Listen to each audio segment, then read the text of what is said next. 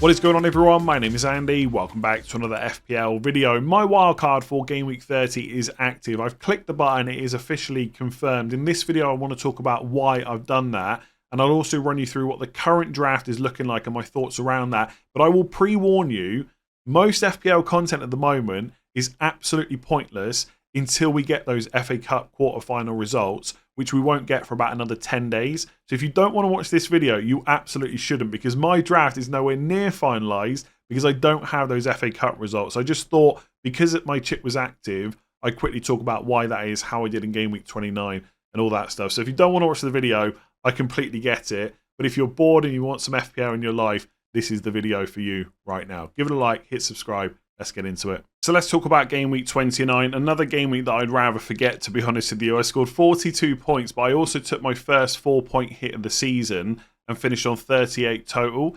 The hit I took was Salah, Cunha and Watkins out for Kluivert, Chris Wood and Haaland. In the end, Haaland was my highest scoring player, so I did get the captaincy right for the 11 that I picked, but he only scored 7 points. So captaincy was 14, and that's obviously much lower than people that bought in Bruno and got 34 points total if you captained him. That 34 points, by the way, is only 4 points less than my entire team scored when you take into account that 4-point hit. So things could have been a lot different, but I'd always earmarked Haaland as captain this week. So I'm not too disappointed that I didn't captain Bruno.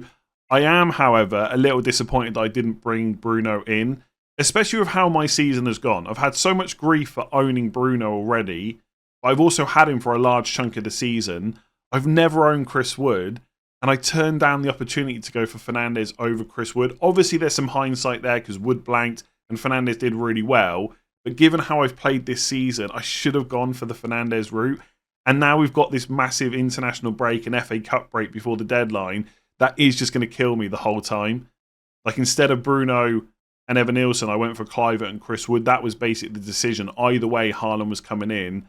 And I just went for the Chris Wood route and he blanked. So that was a killer. Obviously, I talked about Wildcard 29 quite a lot. If I'd gone for it, which I think I should have, I would have been 13 points up. But even if I hadn't wildcarded and I'd just gone for the Bruno and Evan Nilsson route, I would have been 15 points up. So I would have actually scored more if I hadn't wildcarded but got Bruno. But I still think not wildcarding was a mistake. I knew Tara was probably not going to start. I knew there was risk with Wanyeri. I could have covered that by wildcard and I didn't do it. And my team would have been well set up for Game Week 30. Now, instead of wildcarded in 30. So I should have probably wildcarded. I didn't. I should have got Fernandes. I didn't. And I scored 38 points and fell to 281k from 208k. And it's getting to the point now where, obviously, I'm not giving up, right? Love the game, still going to play. But I'm starting to think that the overall rank I'm going to end up at the end of the season is just not going to be great. There's still hope there. There's blanks and doubles to work around. Wildcard that's in play. I've still got my free hit and bench boost. But lots of other people are in a position where they've got the same amount of chips, if not more. And also, people are in a much better position for Game Week 30 where they don't need to wildcard and they can delay it until 31. And that might be a big advantage as well. So I am starting to worry about where I might finish. Like right now, I'm 281k. That's the lowest I've been since Game Week 18. So things just haven't gone well. Every time, I've said this before, every time I've gone up a little bit, I've always gone back down again. My lowest rank ever was 162k. So that's the lowest I've had in like 14 or 15 seasons playing. Every overall rank finish since has been in the top 50k. So 1,200, then top 10k, 35k, 44k last season. I still think I can get top 50k, but it's starting to become more and more of a struggle. Every week where things don't go well, you just lose a little bit of hope. I've only ever finished outside the top 100k twice the whole time I've been playing. So I'd love to finish inside the top 100k. If I can get top 50k, I'd probably take that right now. If I absolutely nail everything going forward, obviously I can finish higher than that. But people are so well informed these days, it's really hard to get that edge. So yeah, it's horrible going into an international break with a big red arrow. But I also know I was only one player different. It's not even the fact that I didn't wildcard. I just had to get Bruno. And that was it. Didn't even need to captain him. And I would have probably been on a green arrow. Because I think I was on a small green arrow before he played. So that would have obviously stuck with another 17 points. That absolutely kills me. Going for Chris Wood instead. Hasn't scored for 4 games now. Some people will say he's had tough fixtures. Therefore, maybe fixtures do matter, not form.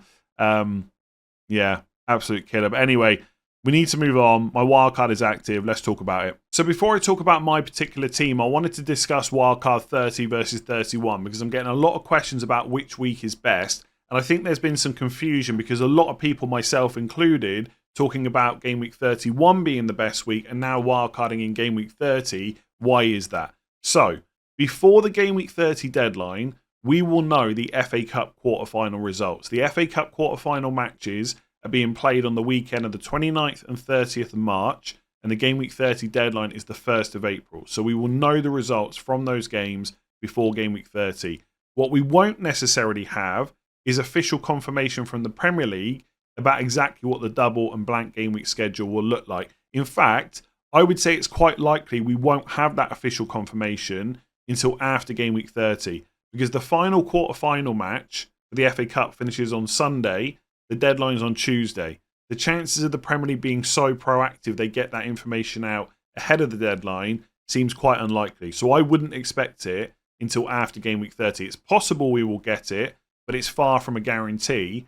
If we don't have that official information before game week 30, we're relying on predictions from people like James at Planet FPL, Tala Nadeem and Ben Krellin on Twitter, who are very good at what they do, but they will all tell you it's pretty much impossible to say with 100% certainty exactly what the rest of the season will look like just with those FA Cup results, because the Premier League might go slightly different with some of the matches. It's not a simple case that the teams that blank in 34 will definitely play their double in 33. It's not as simple as that.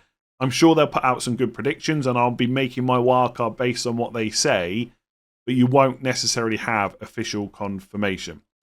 If we don't have the double game week 33, blank game week 34 confirmed by game week 30, we should have it by the game week 31 deadline. That is why so many people are waiting until game week 31 to pop their wildcard. For what it's worth, even though we should have double game week 33, blank game week 34 by the game week 31 deadline, it's still possible to have more doubles and blanks afterwards. That probably won't be confirmed, but I wouldn't panic about that too much, because it's not even guaranteed that we will have more doubles and blanks after 33 and 34. I think those 2 weeks are the key ones. If we don't have the info by game week 30 and your team can wait until game week 31 to wildcard, just wait. There's a reason that strategy is so popular. Do not panic that other people are going in 30. It might just be that their teams are in need of wildcard. So, you get to game week 30, you've got no information, you're happy with your team, wait. Just wait until you get the official confirmation from the Premier League. If it doesn't come by game week 31, and then you think your team really needs a wildcard, then maybe you're just going to have to do it anyway. But it would be unlikely we don't have that double and blank confirmed by the 31 deadline. So don't panic about the fact that some people are going in game week 30. You can just wait as long as your team is good enough to wait. And in a lot of cases, it probably will be. You've still got Salah, you've got like Munoz from Crystal Palace. You're in a good position. Not everyone is in that same position. Let me show you my team. So if I hadn't activated the wildcard, this is what my team would have looked like in game week 30 with one free transfer. From an attacking point of view, it's not terrible. Front three would have been Isak versus Brentford at home, Haaland captain versus Leicester at home, and Chris Wood versus Man United at home. In midfield, Cole Palmer is currently flagged, but I would suspect that he'll be available for game week 30, and Spurs at home is a pretty good fixture. Obviously, if he misses out, that's another reason to wildcard, but that wasn't the reason to activate it in the first place, because I was hoping that he would be back for game week 30 and he might even make the final wildcard squad, but potentially he could be out. In Burmo versus Newcastle away is not perfect, but it's certainly not terrible either. And Clivert versus Ipswich at home is pretty good. He may even make the Wildcard 30 final draft. I would have had to play, though, one of Utara and Wanyeri, and both of those are minutes risks. I wouldn't put them in my predicted lineup in game week 30 unless Arsenal and Bournemouth pick up some attacking injuries, and that's a problem. And you could look at it and say, well, Utara's got Ipswich at home, so you can get him off the bench. It's not the end of the world. He could get an attacking return. But I also said that last week, and he didn't get me a return, and the week before. So he's becoming a problem, so is Wanyeri. And then defensively, I've got problems. Gabriel Fulham at home is good, but Pickford against Liverpool away, Mikalenko against Liverpool away, and Anderson against Arsenal away really isn't great. And on the bench, I've got Trent, who's injured, and I highly doubt will be back for game week 30. And then Greaves versus Bournemouth away. On paper, I guess Bournemouth away is better than Liverpool and Arsenal, but I just don't trust Ipswich to get anywhere near a clean sheet. So defensively, I do have issues. You could look back at it and say, well, you should have sold Trent instead of Salah. That would have given you a better defender. Yes, that is true, but it would have also cost me another 4 points. In which case, once I get to 8 points, I should have just wildcarded in 29. So that is why I said earlier, I think it was a mistake not to wildcard, because I feel like I've been forced into it anyway this week. I've lost 4 points last week, and I didn't have Bruno Fernandes. So overall, just not... I just don't think it was great strategy to not wildcard last week. But again, even though it's going to frustrate me for another week or so probably, I can't dwell on it. I felt like I had to wildcard. That defence is not great. I've got no Crystal Palace players against Southampton away. And obviously Utara and Wanyeri at minutes risk. So I can get in, ideally, 8 guaranteed starters in attack and improve my defence as well. Get players for Southampton away from Crystal Palace who also double in 32. And obviously start getting a couple more Newcastle players in as well. So I just felt for my team, it wasn't worth waiting. And I know people will keep saying, but the fixture info, it's so important. It is, but I think for some people's teams, it's being overplayed how important that information is. There are still points on offer before that. And this is why I'm so frustrated with myself. From game week 29 to the end of the season, there was 10 game weeks left. And I think I tweeted about this. Game week 29 and 30 was a fifth of the season that was remaining. And people were almost writing them off just for that fixture info.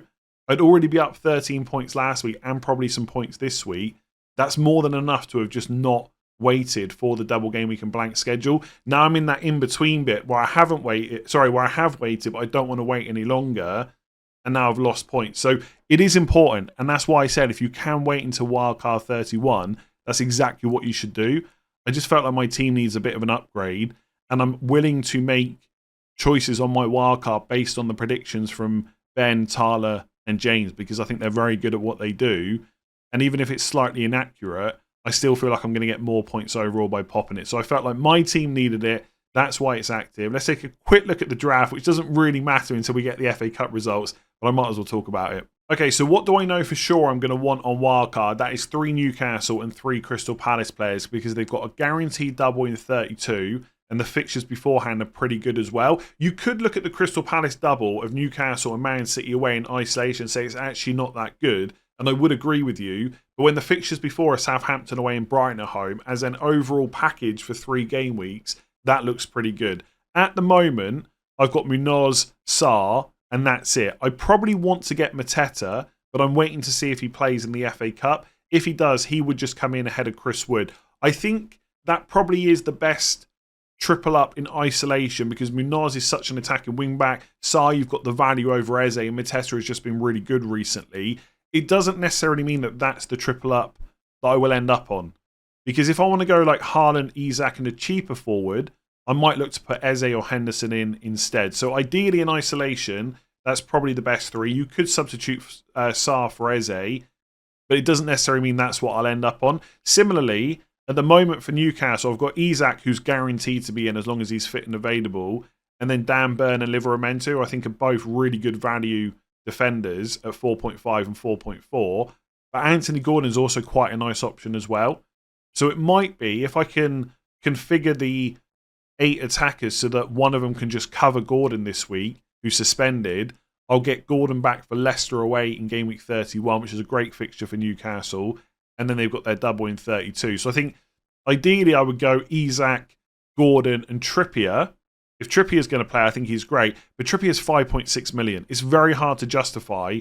I don't think I'm going to have the cash to go there. So I'll probably go for Livramento or Burn. If I find that there's 5 other midfielders I want instead, then I'll just drop Anthony Gordon. So there's still a lot up in the air, but I did warn you at the start of the video that would be the case.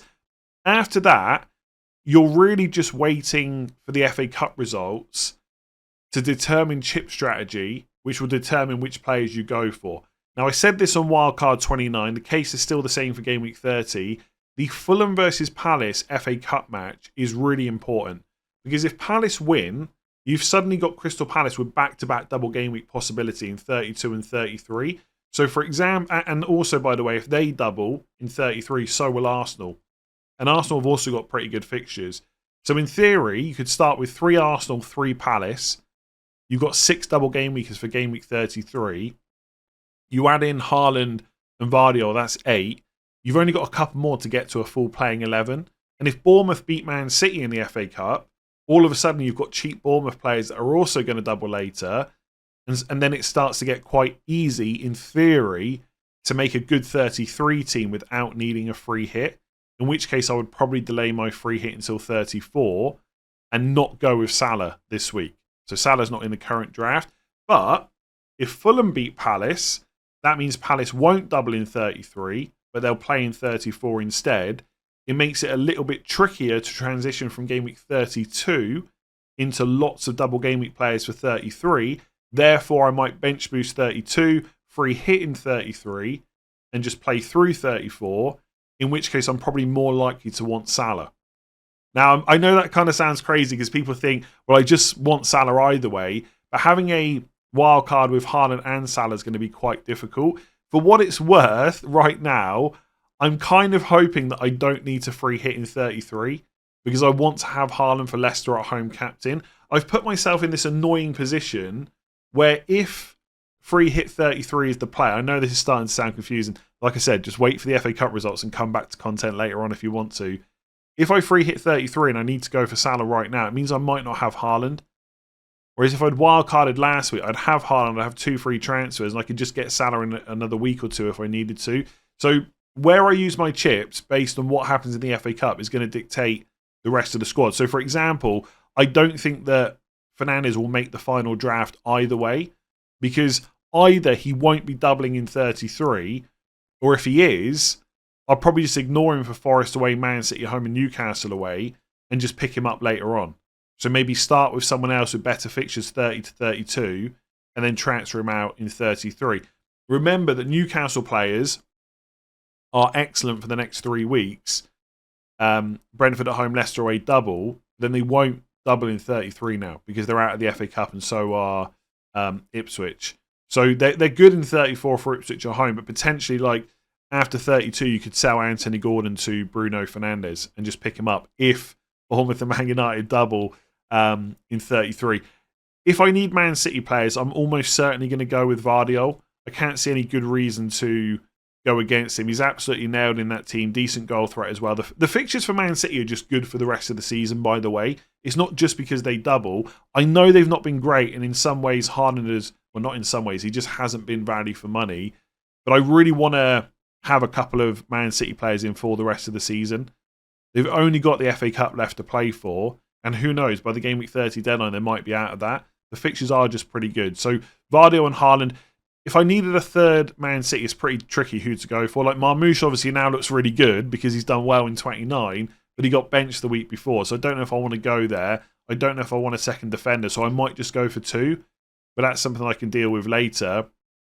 And then potentially more Arsenal players like David Raya instead of Kepa in goal could be an option. I think Areola's looking pretty good from a value perspective, 4.2 million. If you're looking to bench boost in 33, even if West Ham don't double, they've got Southampton at home. But if I want a if I want to bench boost in 32, West Ham have got Liverpool away, so that's not ideal. So again, a lot of this is going to have to be figured out later. Minter is only 5 million. I kind of missed that recently. Like he's playing quite a lot, which I knew. I forgot how cheap he was. 5 million is pretty good. And Brighton are going to be an interesting team to think about because they play Nottingham Forest in the FA Cup. If they lose, they won't double, but they've got good fixtures anyway. Villa at home in 30, Palace away in 31, Leicester at home in 32. If bench boost 32 is an option, all of a sudden Brighton players look pretty good. And if they do double in 33, they would have Brentford away and West Ham at home, which is quite nice. So Brighton players are definitely worth looking at. Like, I wouldn't say Minter is nailed, but at 5 million, does he need to be? I do ideally on this wildcard want to go for absolutely nailed players, because there's only going to be so many transfers left to spare later on to move players about. I don't want to be messing with too many benching headaches, but maybe one would be okay. And Minter might be that one because 5 million is such a nice price. But it really depends. Maybe I'll end up trying to fit in Salah into this draft with Haaland. That's another midfield spot gone. Maybe I'll end up on Sarr and Eze instead of Mateta, in which case that's another midfield spot gone. I'm still not completely against putting Cole Palmer in this draft because as much as he's not been great recently, he's currently flagged.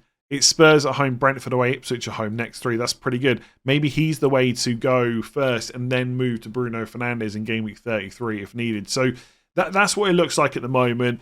This will change, but 3 Palace, 3 Newcastle is going to be non-negotiable. And ideally, I want Haaland in game week 30. But what I don't want to do is start with Haaland with a view to move to Salah with 2 free transfers.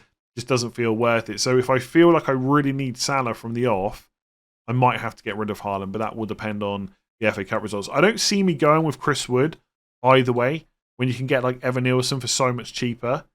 But who knows? Because if Nottingham Forest end up playing in 34 because they've lost in the FA Cup, they've got a good match against Everton in 32 for bench boost, and they could be useful later on if I free hit in 33. There's too much. I can't believe how long I've talked about that when there's just so much up in the air with the FA Cup results. This will be the last video, I'm pretty sure, unless some big news comes out, that I will do now until those FA Cup matches are played. Because honestly, I just feel like content is almost pointless without it. I don't even want to talk about the outside of what I've already done in this video anymore about if this happens, then this will happen, because it just doesn't matter. We can just literally wait to see what happens and then explain it. So I'm going to leave it there. If you've watched that, fair play to you. Otherwise, well, if you haven't, you're not listening to this, but go and enjoy the international break and the FA Cup break. You can just come back. There's not going to be many price changes now. Any injuries and stuff, you'll get news before the deadline anyway. Just wait. And if you're on Wildcard, I also wouldn't be playing around with it too much, because so much would, like, there's no point in me tinkering around with different drafts because I might as well just wait for the matches. I'm leaving it there. Thanks very much for watching. I'll catch you again soon-ish. Not that soon, but yeah, before game week 30.